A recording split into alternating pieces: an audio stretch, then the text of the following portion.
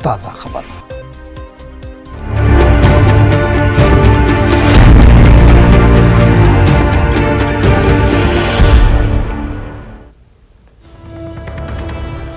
इस वक्त बड़ी खबर आ रही है जम्मू कश्मीर से। काटपुरा यारीपुरा कोलगाम में इनकाउंटर, एक फौजी जवान जख्मी, मिलिटेंटों के फरार होने का इम्कान, इलाके में सर्च ऑपरेशन जारी। तो बड़ी खबर इस वक्त आ रही है कोलगाम से, जहां काटपुरा यारीपुरा में इनकाउंटर जारी था, एक फौजी जवान जख्मी, मिलिटेंटों के फरार होने का इम्कान है, इलाके में सर्च ऑपरेशन इस वक्त जारी। तो बड़ी खबर इस वक्त आ रही है जम्मू कश्मीर से, जहां काटपुरा यारीपुरा कोलगाम में इनकाउंटर, एक फौजी जवान के जख्मी होने की खबर है, मिलिटेंटों के फरार होने का इम्कान है, इलाके में सर्च ऑपरेशन इस वक्त जारी है।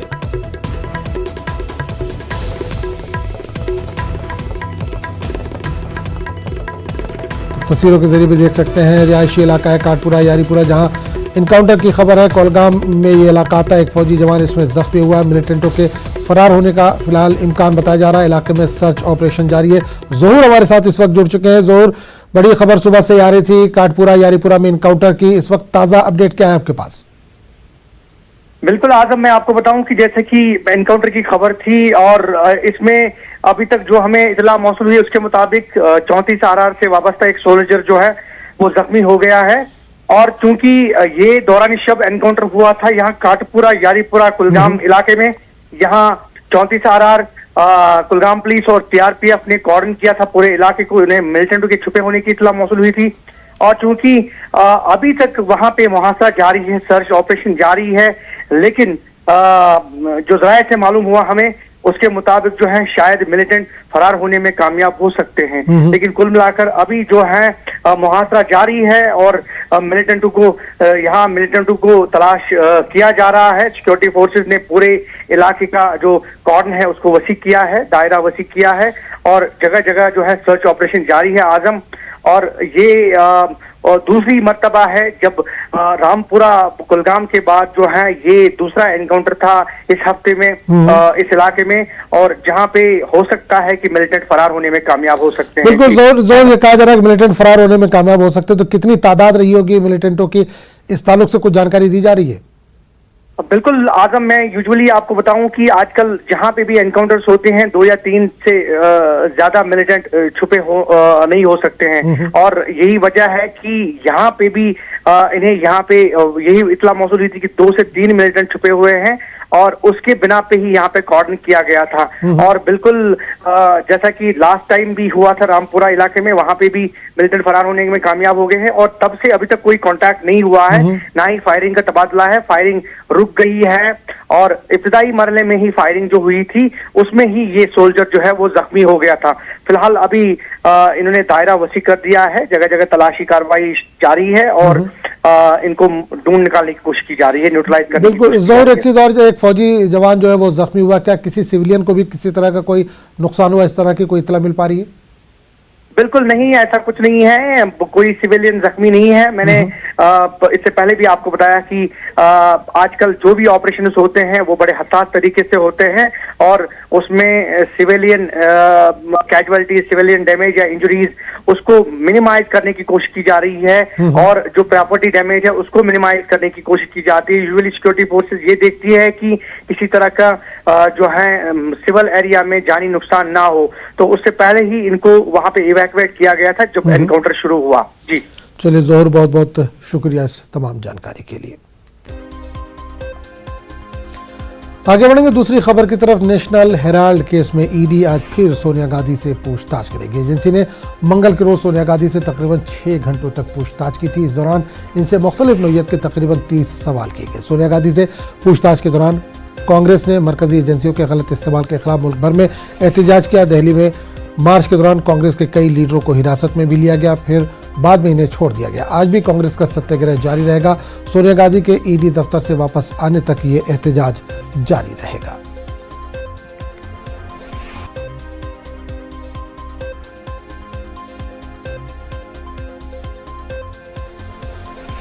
तो बड़ी खबर है नेशनल हेराल्ड के ताल्लुक से। आज इस केस में ईडी फिर सोनिया गांधी से पूछताछ करने वाली। एजेंसी ने कल भी सोनिया गांधी से तकरीबन 6 घंटे तक पूछताछ की थी। लंच से पहले 3 घंटे और लंच के बाद फिर 3 घंटे पूछताछ की गई थी। इस दौरान इनसे मुख्तलिफ नौइयत के तकरीबन 30 सवाल किए गए। सोनिया गांधी से पूछताछ के दौरान कांग्रेस ने मरकजी एजेंसियों के गलत इस्तेमाल के खिलाफ मुल्क भर में एहतजाज किया। दिल्ली में भी मार्च निकाला गया। इस दौरान कांग्रेस के कई लीडरों को हिरासत में भी लिया गया, फिर बाद में इन्हें छोड़ भी दिया गया।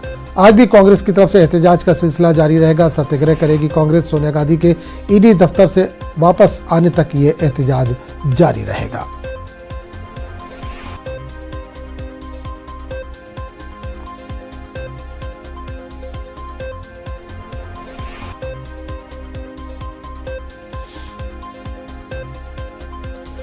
कांग्रेस के सीनियर लीडर मल्लिकार्जुन खड़गे ने अपोजिशन जमातों के लीडरों की मीटिंग बुलाई है। मीटिंग 9:30 बजे होगी। इस मीटिंग में तृणमूल कांग्रेस, शिवसेना और आप लीडरों को भी मदऊ किया गया। लगातार जिस तरह से सोनिया गांधी और राहुल गांधी की पेशी हो रही है, कांग्रेस के अंदर भी बौखलाहट है। इसको लेकर कांग्रेस परेशान है और इसी के मद्देनजर ये बुलाई गई है मीटिंग खासकर। तो रवि सिसोदिया इस वक्त हमारे साथ मौजूद है। रवि, काफी अहम आज मीटिंग होने वाली है। मल्लिकार्जुन खड़गे ने मीटिंग बुलाई है। क्या मुद्दा उठ सकता है इस मीटिंग में? किस इशू पर यह मीटिंग बुलाई गई है?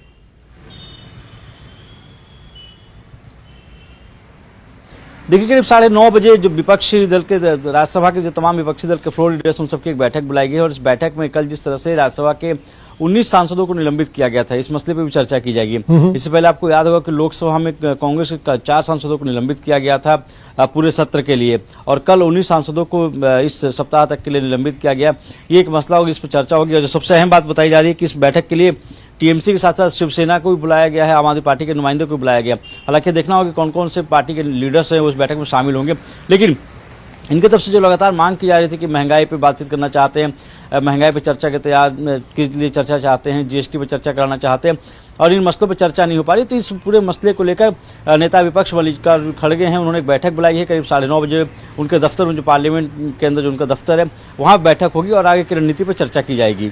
जी बिल्कुल। इससे पहले हमने देखा कि राष्ट्रपति चुनाव हो या उपराष्ट्रपति का जो चुनाव हो, उसमें अपोजिशन कहीं ना कहीं बिखरा हुआ नजर आ रहा है। लेकिन इस वक्त सबके सामने ईडी की एक तलवार लटकी हुई, चाहे वो तृणमूल कांग्रेस हो, शिवसेना हो या दिल्ली में आम आदमी पार्टी। तो क्या लग रहा है कि जो अपोजिशन है वो एकजुट होता हुआ नजर आ रहा है?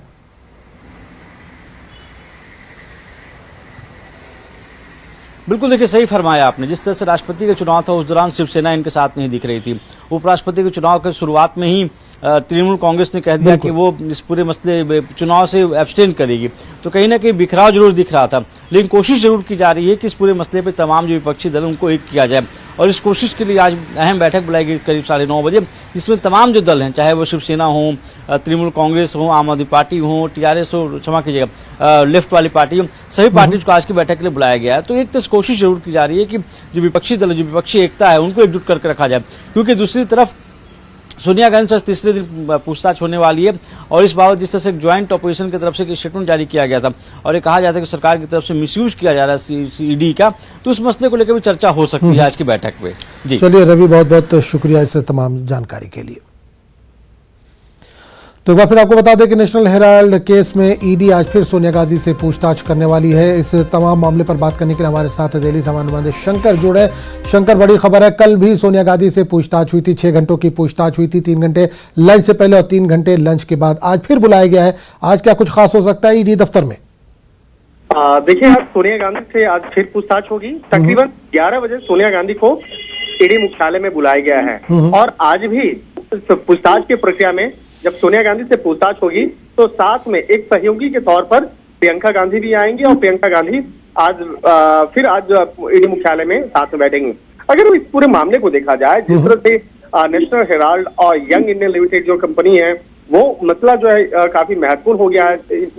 और ये मसला जो है जांच एजेंसी के लिए भी बेहद महत्वपूर्ण है, तो वहीं दूसरी तरफ देखा जाए कांग्रेस के लिए भी बेहद महत्वपूर्ण है, क्योंकि कांग्रेस पार्टी की एक तरह से कहा जा सकता है बैकबोन है सोनिया गांधी और राहुल। दोनों इस मामले में जांच एजेंसी के रडार पर हैं। पहले जो पिछले महीने जिस तरह से इस मामले में राहुल गांधी से तकरीबन 5 दिनों तक पूछताछ हुई थी, आज तीसरा दिन है सोनिया गांधी से इस मामले की पूछताछ होगी।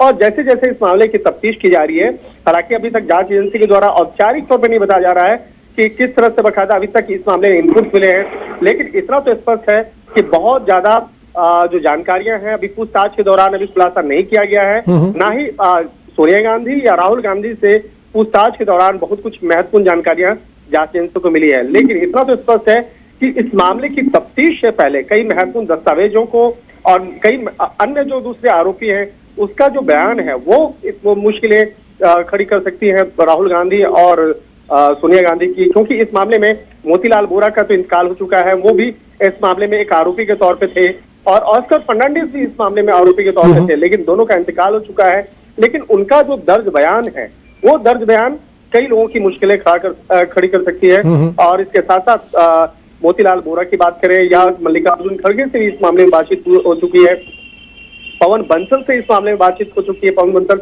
जो काफी एक सीनियर नेता के तौर पर जाने जाते हैं कांग्रेस में, तो एक तरह से कहा जा सकता है कि इस मामले में अब तक कई लोगों का बयान दर्ज हो चुका है और उन्हीं लोगों के दर्ज बयान के आधार पर सोनिया गांधी और राहुल गांधी से पूछताछ हो रही है। बिल्कुल एक चीज शंकर और जानना चाहेंगे कि कांग्रेस लगातार कह रही है कि एक पैसे का भी लेन देन नहीं हुआ है। कांग्रेस का यह भी कहना है जब मनी ही नहीं तो लॉन्ड्रिंग का मामला बनता ही नहीं है, तो फिर आखिर कांग्रेस डर क्यों रही है, या जिस तरह से रोड पर आकर सड़कों पर आकर एहतजाज कर रही है, इस तरह के पूरे मुल्क में इस तरह के चीजें देखने को मिल रही है कि जहां भी ईडी दफ्तर है, मुख्यालय है, वहां पर ये लोग एहतजाज कर रहे हैं, तो डरी हुई क्यों कांग्रेस अगर कुछ ऐसा मामला नहीं है तो? वाकई में बेहद कहा जा सकता है, बहुत सही सवाल आपने किया है। यही सवाल जो है जांच एजेंसी के हमारे जो सूत्र हैं वो भी कहते हैं। जांच एजेंसी को कहना है कि अगर किसी भी शख्स को, यहाँ पर राहुल गांधी और सोनिया गांधी की बात नहीं है, यहाँ अगर किसी भी शख्स को अगर पूछताछ के लिए बुलाया जाता है तो पूछताछ की प्रक्रिया में आप आइए और जांच एजेंसी के सामने आप तमाम जो दस्तावेज है या तमाम अपने बयान जो है आप अपने बयानों को रख करके आप अपनी बातों को रख सकते हैं। लेकिन अगर सोनिया गांधी की बात हो या राहुल गांधी की बात हो और अगर उनको बुलाया जाता है तो अगर इस तरह से विरोध प्रदर्शन, नारेबाजी, सड़क जाम ये होता है तो कहीं न कहीं ये मामला सही उसे नहीं ठहराया जा सकता है, उसे उचित नहीं ठहराया जा सकता है। और पूछताछ की प्रक्रिया में कई लोगों से बातचीत होती है, अक्सर होती है बातचीत और अक्सर पूछताछ होती है जांच एजेंसियों के द्वारा, लेकिन ऐसा नहीं है कि पूछताछ की प्रक्रिया में अगर कोई भी आदमी हिस्सा लेने के लिए आता है तो वो आरोपी होता है। आरोप को तय करना कोर्ट का काम होता है। एक तरह से कह सकते हैं कि यहाँ पर पूछताछ की जो प्रक्रिया है वो सामान्य से प्रक्रिया है। अगर किसी के खिलाफ सबूत मिलते हैं, गवाह मिलते हैं या उससे संबंधित अगर तमाम दस्तावेजों की प्राप्ति होती है तब उसके बाद सारे आरोप लगते हैं। तो यहाँ पर निश्चित तौर पे कहा जा सकता है कि अभी सोनिया गांधी या राहुल गांधी या कांग्रेस के द्वारा जिस तरह से ये तमाम मसले सामने देखने को मिल रहे हैं, तो इस मसले को ध्यान में रखते हुए नहीं कहा जा सकता है कि ये धरना प्रदर्शन उचित है। कल भी कांग्रेस के द्वारा जिस तरह से धरना प्रदर्शन किया गया, राहुल गांधी खुद सड़क पे बैठ गए थे और उसके बाद राहुल गांधी के साथ साथ कई सांसदों को हिरासत में लिया गया था, फिर देर शाम में छोड़ा गया था। जी चलिए, बहुत बहुत शुक्रिया शंकर इस तमाम जानकारी के लिए।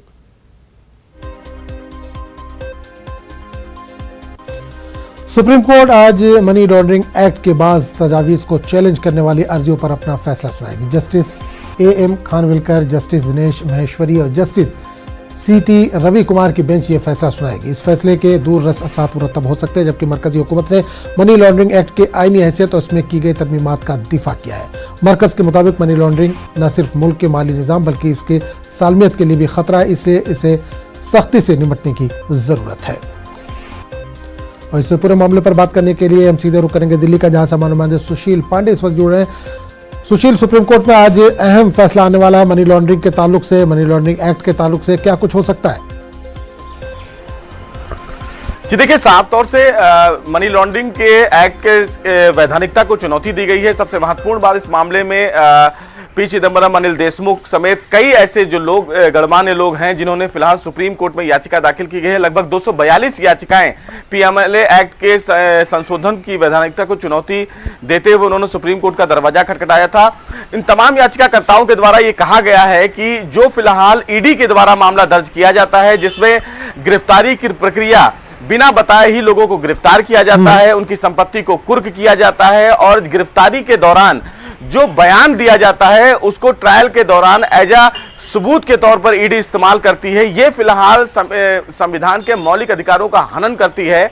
लिहाजा इस पूरे एक्ट में जो एक्ट है उसकी संवैधानिकता को फिलहाल वैध नहीं करार दिया जा सकता है और इसीलिए ईडी को जो फिलहाल वैधानिक शक्तियां दी गई हैं उनको खारिज किया जाए। हालांकि केंद्र सरकार की तरफ से इस पूरी एक्ट का फेवर करते हुए ये कहा गया कि चूंकि ईडी की वैधानिकता को जो चैलेंज किया गया है वो तथाकथित गलत गलत है, क्योंकि ईडी जब मनी लॉन्ड्रिंग के मामले में जांच कर रही है, वो प्रक्रिया फिलहाल लगातार बढ़ रही है। ईडी जब ECIR रजिस्टर कर रही थी 2012 से अगर बात करें तो उस समय 211 थी, लेकिन 2016 और 17 तक ये पूरा मामला 981 के आसपास पहुंच गया। और जिस तरह मनी लॉन्ड्रिंग के मामले में जांच एजेंसियां आगे बढ़ रही हैं और मनी ट्रेल का पता लगाने पर लगभग 6700 करोड़ रुपए अभी तक फिलहाल ईडी ने रिकवर किया है मनी लॉन्ड्रिंग के तहत। लिहाजा इसकी वैधानिकता को चुनौती देने वाली तमाम जो अर्जियां हैं उसको खारिज किया जाना चाहिए। हालांकि जो तमाम लोग इसके खिलाफ सुप्रीम कोर्ट पहुंचे हैं उनकी तरफ से यह कहा गया है कि जो प्रक्रिया PMLA एक्ट के तहत ईडी को मिली है वो फिलहाल एक आम आदमी की नागरिकता को कहीं ना कहीं टच करती है, उनकी नागरिकता का हनन करती है। क्योंकि ईडी जब भी ECIR रजिस्टर करती है तो वो किसी भी व्यक्ति को बिना कोई सूचना के गिरफ्तार कर लेती है, जबकि यह प्रावधान नहीं होना चाहिए। अगर किसी भी व्यक्ति के खिलाफ FIR दर्ज होता है तो उसको इसकी जानकारी होनी चाहिए, लेकिन ईडी में ऐसा नहीं होता है। तो इन तमाम प्रक्रियाओं को चुनौती दी गई है और यह कहा गया है कि इस पूरी वैधानिकता को सुप्रीम कोर्ट देखे। हालांकि सुप्रीम कोर्ट में इस पूरे मामले पर लगभग 1.5 महीने तक सुनवाई चली। सुनवाई के बाद सुप्रीम कोर्ट ने अपना फैसला सुरक्षित रखा है। अब इस पूरे फैसले से ईडी की जो प्रक्रिया चल रही है, यानी कि जो जांच की प्रक्रिया चल रही है या जो गिरफ्तारी की प्रक्रिया चल रही है, उस पर एक बड़ा कहीं ना कहीं फैसला माना जाएगा। क्योंकि आज का यह फैसला ईडी के भविष्य में आने वाली प्रक्रिया और जो ईडी का केस चल रहा है तमाम बड़े नेताओं पर, उनके भविष्य को तय करेगा। और इसीलिए यह फैसला अपने आप में एक बड़ा फैसला होगा, क्योंकि ईडी की संवैधानिकता को अगर सुप्रीम कोर्ट क्वेश्चन करता है तो तमाम लोग, यानी कि चाहे कि वो सोनिया गांधी हो या राहुल गांधी हो या कार्तिक चिदंबरम हो, इन तमाम लोगों को एक बड़ी राहत मिलेगी। लेकिन अगर इस पूरी प्रक्रिया को, यानी कि संवैधानिकता को सुप्रीम कोर्ट रद्द नहीं करता है तो ईडी के हाथ और मजबूत हो जाएंगे। अब ये देखना बेहद अहम होगा जब 10:30 बजे इस पूरे मामले पर देश की सबसे बड़ी अदालत अपना फैसला सुनाएगी तो फैसला किसके पक्ष में होगा। चलिए सुशील, बहुत बहुत शुक्रिया इस तमाम जानकारी के लिए। मगरबी बंगाल में असतजा की तकरीर में हुए घोटाले की जांच का दायरा वसी होता जा रहा है। पार्था चटर्जी और अर्पिता मुखर्जी के बाद एनफोर्समेंट डायरेक्टरेट ने अब तृणमूल कांग्रेस के रुकन असेंबली और मगरबी बंगाल प्राइमरी एजुकेशन काउंसिल के साबिक सदस्य मानिक भट्टाचार्य को पूछताछ के लिए आज बुलाया है। ख्याल है कि गुज़िश्ता दिनों मुख्तलिफ मुकामात पर ईडी ने छापे मारे थे। उनमें मानिक भट्टाचार्य के दफ्तर में भी एजेंसी ने तकरीबन 8 घंटों तक तलाशी ली थी। ईडी ने मानिक भट्टाचार्य के दफ्तर से कई दस्तावेजात और सीडीज जब्त किए थे। खबरों का सिलसिला जारी रहेगा, लेकिन एक छोटे से वक्फे के बाद। इस न्यूज हेडलाइंस के प्रायोजक पेट सफा आयुर्वेदिक जूस। पेट सफा हर रोग दफा।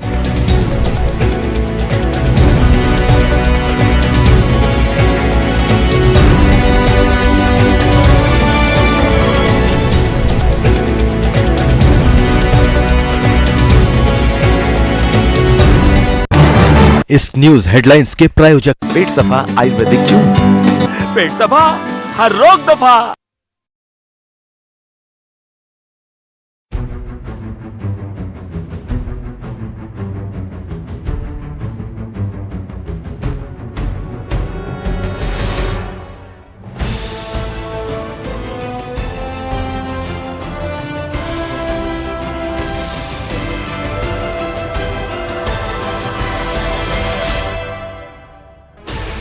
Sixteen channels, 15 languages, 26 states, 1,200 plus reporters, 66.9 crore viewers. India's largest news network, News 18 Network.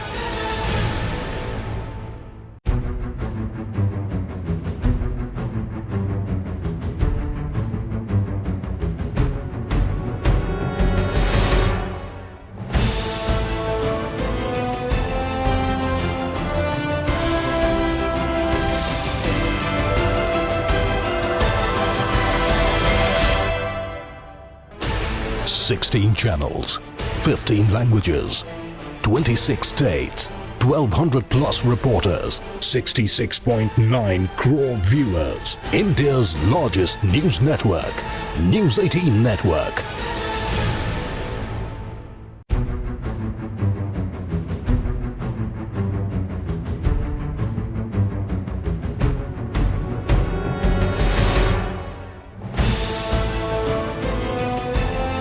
News headlines के प्रायोजक पेट सफा आयुर्वेदिक जून।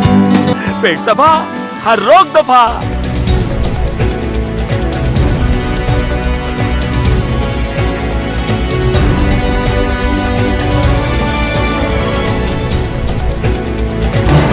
इस न्यूज हेडलाइंस के प्रायोजक पेट सफा आयुर्वेदिक जून।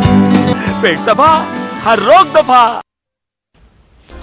महाराष्ट्र के साबिक वज़ीर-ए-आला उद्धव ठाकरे तमाम मसाइल पर अपने ख्यालात का बरमला इजहार कर रहे हैं। मुल्की और रियासती सियासत, मरकजी एजेंसियों के गलत इस्तेमाल, अपोजिशन खेमे में बिखराव या फिर अपनों की ही बेरुखी, तमाम मुद्दों पर उद्धव ठाकरे बेलाग लपेट बातें कर रहे हैं। सामना को दिए खास इंटरव्यू में उद्धव ठाकरे ने कहा कि जमहूरियत में हमेशा जीत ही मिले, ऐसा नहीं होता, हार जीत लगी रहती है। इन्होंने कहा कि कुर्सी आती है जाती है, लेकिन देश रहना चाहिए। देश के लिए सभी पार्टियों को मिलकर काम करना चाहिए। अगर तमाम पार्टियां मिलकर मुल्क के लिए काम नहीं करती तो मुल्क के दुश्मन कहलाएंगी। उद्धव ठाकरे ने अग्निवीर स्कीम और मरकजी जांच एजेंसियों के गलत इस्तेमाल पर भी अपनी राय रखी। तुम्हाला सगळं तुमच्या बुडाखाली ठेवण्याची जेव्हा एक महत्वाकांक्षा, राक्षसी महत्वाकांक्षा येते, तेव्हा विरोधी पक्षाकडनं तुम्हाला भीती वाटायला लागते। खरं काय होईल? ठीक आहे ना, आज आम्ही बसलो, उद्या तुम्ही बसाल, होतो ना, मी काल मुख्यमंत्री होतो, आज तुमच्या समोर बसलेले परत पहिल्यासारखा। काय फरक काय पडला? फरक काय पडला? सत्ता येते, सत्ता जाते, सत्ता परत येते। जे वाजपेयी म्हणाले होते, सरकार आती है जाती है लेकिन देश रहना चाहिए, तो देश राहण्यासाठी म्हणून जर का आपण सगळ्या पक्षांनी मिळून काम नाही केलं तर आपणच आपल्या देशाचे शत्रू आहोत। कारण देशाला आज सुद्धा बघा, शेवटी रुपयाचा निच्चांक अग्निवीर आणलंय ना, हो, पण त्यातनं सुद्धा ते वीर बाहेर पडले ना, डोक्यात अग्नी आहे त्यांच्या डोक्यात अग्नी आहे आणि ते वीर बाहेर पडले की आमचं तुम्ही आम्हाला टेम्पररी बेसिसवरती ठेवताय। आयुष्य हे कायमचं असतं, संसार कायमचा असतो। अशा वेळेला तुम्ही टेम्पररी बेसिसवरती जर का आम्हाला रोजगार देणार असाल तर मग पुढे काय होणार? केंद्रीय तपास यंत्रणेबद्दल काही वेळेला न्यायालयाने सुद्धा आपली मतं नोंदवलेली आहेत। न्यायालयाने सुद्धा मतं नोंदवलेली आहेत। आजकालच मला वाटतं दिल्लीच्या मुख्यमंत्र्यांनी सांगितले की त्यांच्या एका महत्वाच्या नेत्याला मनीष सिसोदियाला अटक होण्याची शक्यता आहे, खोट्या आरोपांखाली। हा, म्हणजे आरोप आधी अटक, मग आरोप ठरवतील आणि कालांतराने त्यातनं ते सुटतात। पण तोपर्यंत त्यांचं आयुष्य तुम्ही बर्बाद केलेलं असतं। असं कोणाचं आयुष्य बर्बाद करून कोणाला सुख लाभत असेल असं मला नाही वाटत। म्हणजे अशी लोक कधी सुखात राहू शकतील आणि शकतात याच्यावरती माझा विश्वास नाहीये। त्याच्यामुळे ठीक आहे ना, लोकशाही आहे, तुम्ही काय बोलायचं ते बोला, आम्ही काय, पण आता ज्या पद्धतीने बदनामीकरण चाललेलं आहे, हे बदनामीकरण फार घाणेरडे आणि अश्लाघ्य भाषेत आणि विकृत पद्धतीने चाललेले आहे। हे लाभणारं नाहीये कोणाला।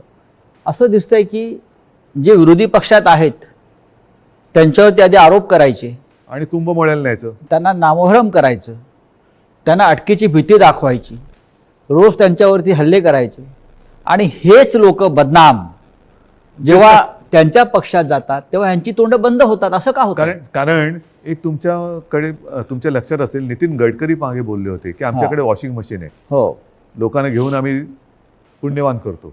म्हणजे आता त्यांच्याकडे ज्या आरोपांवरनं जी लोक गेले त्यांचं पुढे काय होतंय, काय होणार आहे, पण ते सोडून द्या, नवीन नवीन लोकांना त्रास देत जायचा, हे चांगल्या सशक्त राज्यकर्त्याचं लक्षण नाहीये। कारण शिवसेनेतलेच काही लोक ज्यांच्यावर 1 महिन्यापर्यंत हे तुरुंगात 24 तासात जातील, हे फासावर जातील, असे जेव्हा आरोप होत होते आणि तेच लोक तिथे जाऊन आहेत ना, तुमच्यावरती आरोप होत आहेत, तुम्हाला सुद्धा ते अटक करणार असं एक वातावरण निर्माण केलं जाते। हो, ह्याला काय म्हणायचं? पण तुम्ही हटत नाही आहात। तुम्ही आता तिकडे गेलात तर तुम्ही सुद्धा पुण्यवान व्हाल। मला तसं सांगण्यातच आलं होतं, तुम्ही पण पुण्यवान व्हाल। हो, पण मला पुण्यवान व्हायचं ना अशा प्रकारे। सगळे पुण्यात्मे तिकडे जातील।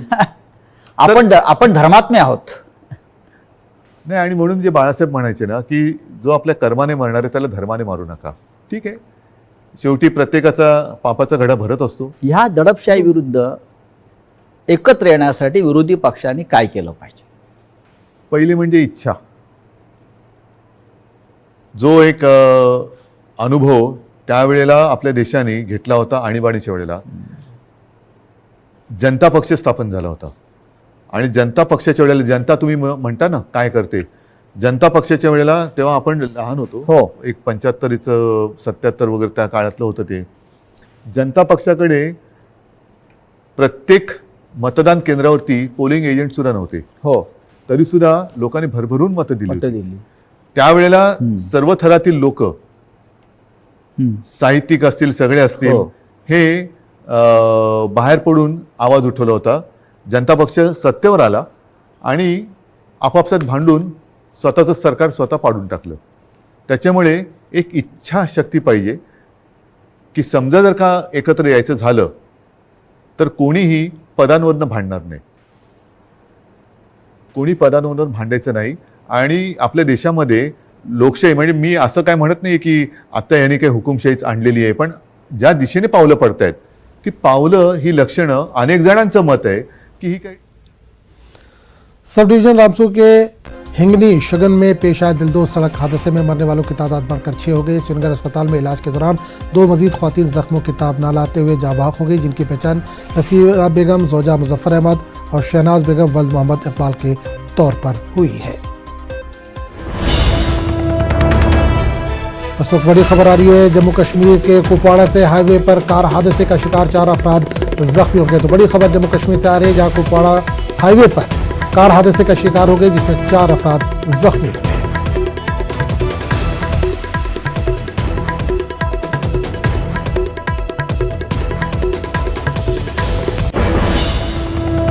एक और बड़ी खबर आ रही है लद्दाख से. लद्दाख में 12,000 फुट की बुलंदी पर तिरंगा लहराया गया.